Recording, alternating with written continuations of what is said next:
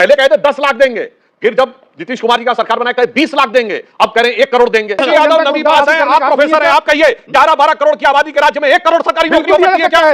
असंभव सी बात करते हैं आप। इच्छा शक्ति ये होनी चाहिए कि प्रोफेसर को नवी क्लास वाले के सामने नतमस्तक हो जाना चाहिए। उसने जो मुंह से निकल गया वो ब्रह्म वाक्य है। भारतीय जनता पार्टी के पास सिर्फ एक मुद्दा है इस इलेक्शन में, और मुद्दा है संविधान को बदलना। इसलिए 400 पार का नारा है। भारत का एक राज्य था जहां SC ST OBC को कोई प्रतिनिधित्व नहीं था, वो था कश्मीर। धारा 370 से पहले इस प्रीटेक्स्ट पे वो मुस्लिम डोमिनेटेड राज्य है। आपने आरक्षण नहीं दिया था, हमने दिया। आज पश्चिम बंगाल की सरकार ने पिछले साल 91 जातियों को OBC में लाए और उसमें 85 मुसलमान। जब पिछड़े वर्ग ने पूछा कि ये कैसे हो गया, तो जानते क्या बोलते हैं? नहीं, ये कन्वर्ट होने से पहले उस जाति के थे, इसलिए इनको उसमें दे दिया। हकीकत यह है कि इन्होंने आरक्षण खा चुके हैं, इसलिए इनके दिल में तकलीफ है। प्रधानमंत्री कई बार कहते हैं, कहिए कि मुस्लिमों को OBC का आरक्षण नहीं देंगे। आरक्षण किस लिए दिया था? देंगे कि नहीं? किस लिए दिया था? सुनिए आप, में कोई जवाब नहीं होता। देखिए साहब, सेक्रेटरी गवर्नमेंट ऑफ इंडिया का पोस्ट कोई RJD का अध्यक्ष पद नहीं है कि खट्ट से गए और 25 साल में बन गए। आपको UPSC में सेलेक्ट होना पड़ता है। ये बताइए उस समय कितने OBC थे, किसकी सरकार थी? हमने दिया। किसके OBC थे, किसकी सरकार थी? RJD की सरकार आपकी थी। जब आपने 2% आप सभी का मेरे YouTube चैनल पर एक बार फिर स्वागत है। एक और मजेदार वीडियो आपके सामने प्रस्तुत करने जा रहा हूं। 25 साल के बाद ऐसा पहली बार हुआ कि अमेठी से गांधी परिवार के किसी भी सदस्य ने लोकसभा का चुनाव नहीं लड़ा, और उधर रायबरेली से जैसे ही राहुल गांधी का नाम सामने आया तो प्रधानमंत्री ने उन पर निशाना साधते हुए कहा, डरो मत, भागो मत। इसी मुद्दे पर राष्ट्रीय जनता दल के नेता प्रोफेसर अनवर पाशा और भारतीय जनता पार्टी के विद्वान प्रवक्ता सुधांशु त्रिवेदी के बीच अब तक की देश की सबसे बड़ी पॉलिटिकल डिबेट इस वीडियो में आपको देखने को मिलेगी। आपसे अनुरोध है कि वीडियो को अंत तक जरूर देखें। चैनल पर अगर आप नए हैं तो चैनल को सब्सक्राइब करें, बेल आइकन को दबाना ना भूलें ताकि आने वाली वीडियो का नोटिफिकेशन आपके पास सबसे पहले पहुंच सके। चलिए स्टार्ट करें मेन वीडियो।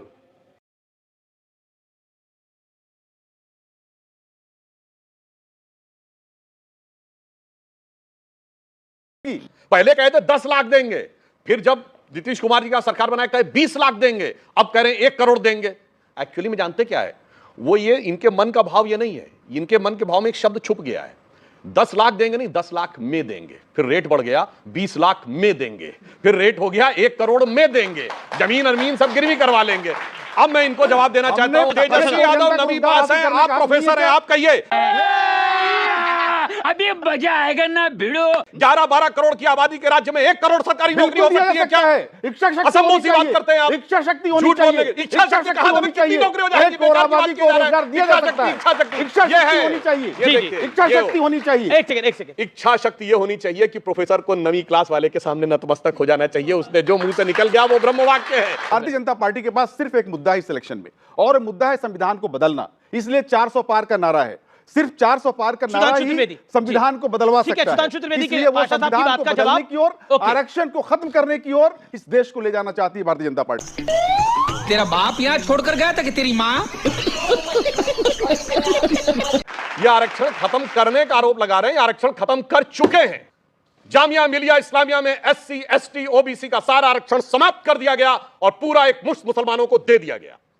अलीगढ़ मुस्लिम यूनिवर्सिटी में SC ST OBC का सारा आरक्षण समाप्त कर दिया गया और 50% पूरा आरक्षण मुसलमानों को दे दिया गया। भारत का एक राज्य था जहां SC ST OBC को कोई प्रतिनिधित्व नहीं था, वो था कश्मीर। धारा 370 से पहले इस प्रीटेक्स्ट पे वो मुस्लिम डोमिनेटेड राज्य है। आपने आरक्षण नहीं दिया था, हमने दिया।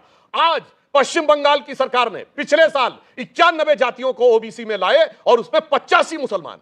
जब पिछड़े वर्ग ने पूछा कि ये कैसे हो गया, तो जानते क्या बोलते हैं? नहीं, ये कन्वर्ट होने से पहले उस जाति के थे, इसलिए इनको उसमें दे दिया। तो पूछा गया इतना कन्वर्जन कैसे हो गया, तो जवाब नहीं दे पाए। आज भी पश्चिम बंगाल की 171 बैकवर्ड जातियों में 120 मुस्लिम है, और अभी आपने कर्नाटक में सारे मुसलमानों को OBC में दे दिया। तो सुनिए, SC ST OBC के आरक्षण में हम घुसपैठ नहीं होने देंगे। ना हमने देश में घुसने दिया, ना आरक्षण में घुसने देंगे।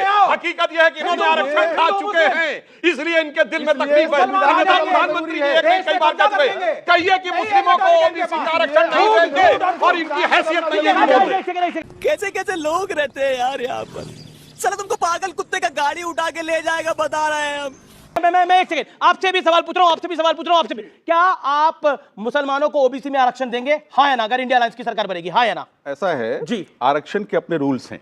देंगे कि नहीं देंगे? आरक्षण किस लिए दी जाती है? नहीं देंगे कि नहीं किस लिए दिया जाता? सुनिए आप, नहीं देंगे कि नहीं देंगे? यस नो में कोई जवाब नहीं होता है। क्यों नहीं जवाब होगा? तर्क होता है उसका। अच्छा, देना है तर्क है, तर्क देना है तर्क है, तर्क से बात कीजिए आप। राहुल गांधी का रायबरेली से लड़ना ये पॉलिटिकल ब्लंडर है क्या?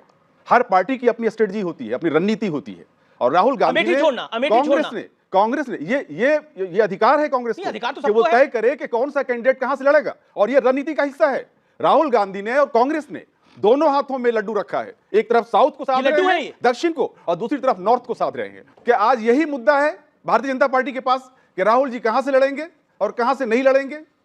मुद्दा होना चाहिए जो विकास है देश का। मैं भी आज उन्हें कहता हूं, अरे डरो मत, भागो मत। आप